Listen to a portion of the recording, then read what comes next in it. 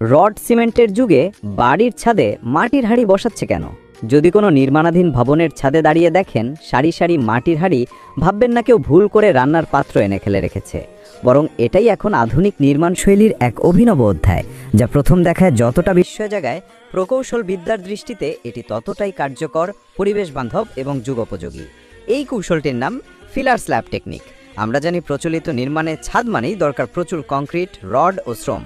কিন্তু প্রকৌশল গবেষণায় বহু আগেই প্রমাণ পাওয়া গেছে ছাদের কিছু বিশেষ অংশ মূল ভার বহনের কাজে খুব কম ভূমিকা রাখে। অর্থাৎ ওই জায়গাগুলোতে শক্ত কংক্রিট না দিলেও পুরো কাঠামোর স্থায়িত্বে কোনো সমস্যা হয় না।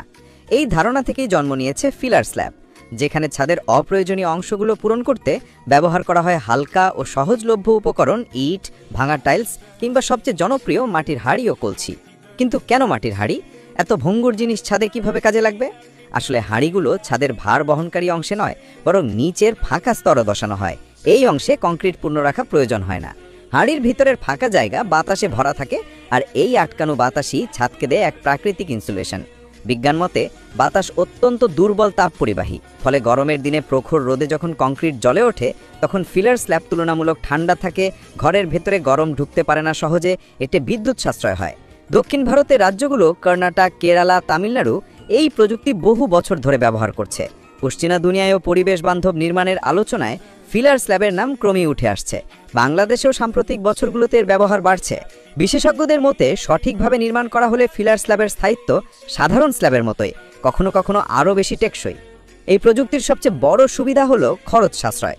সাধারণ স্ল্যাবের তুলনায় 20 থেকে 30% পর্যন্ত কংক্রিট কম লাগে। রডেরও ব্যবহার কমে যায়, ফলে একটি স্ল্যাব ঢালাইয়ের মোট খরচ স্বয়ংক্রিয়ভাবে 15 থেকে 20% কমে আসে। মাটির হাঁড়ি সহজলভ্য, দামও অল্প। কোনো বিশেষ প্রশিক্ষণ ছাড়াই তারা হাঁড়িগুলো নির্দিষ্ট প্যাটার্নে বসিয়ে ফেলতে পারেন। এর ফলে পরিবেশগত সুবিধাও আসে। কম কংক্রিট মানেই কম কার্বন ডাইঅক্সাইড নির্গমন, কম শক্তি ব্যয়। যখন বিশ্ব নির্মাণ শিল্পকে পরিবেশ বান্ধব করার আহ্বান জানাচ্ছে, তখন ফিলার স্ল্যাব সেই বড় উদ্দেশ্যকে সামনে রেখে এগোচ্ছে। কিন্তু অনেকেই প্রশ্ন তোলেন, যদি হাঁড়িগুলো ভেঙে যায়? বিশেষজ্ঞরা জানান ভাঙলেও কোনো ক্ষতি নেই, কারণ এগুলো শুধু ফাঁকা জায়গা পূরণের কাজ করে, ছাদের শক্তি বা লোড নেওয়ার জায়গায় এগুলো থাকে না। আবার হাঁড়ির ভিতরের ফাঁকা বাতাস ছাদকে দেয় বাড়তি ঠান্ডা ভাব, ফলে ঘর হয় আরামদায়ক এবং টেকসই। এই প্রযুক্তি শুধু খরচ সাশ্রয় অথবা ইনসুলেশনই দেয় না, ছাদের নিচের দিকে তৈরি হওয়া নকশা ঘরের ভেতরে দেয় আলাদা এক নান্দনিক সৌন্দর্য। অনেক স্থপতি ফিলার স্ল্যাবে নানান শৈল্পিক প্যাটার্ন তৈরি করেন, যা বাড়িটিকে অনন্য রূপ দেয়। এক সময় যা দেখলে মানুষ অবাক হতো, আজ তা হয়ে উঠছে আধুনিক স্থাপত্যের এক অংশ। যখন নির্মাণ খরচ দিন দিন বাড়ছে, গরম বাড়ছে, পরিবেশের উপর চাপ বাড়ছে, তখন ফিলার স্ল্যাবের মতো প্রযুক্তি আমাদের নতুন আশার আলো দেখাচ্ছে। অদ্ভুত মনে হলেও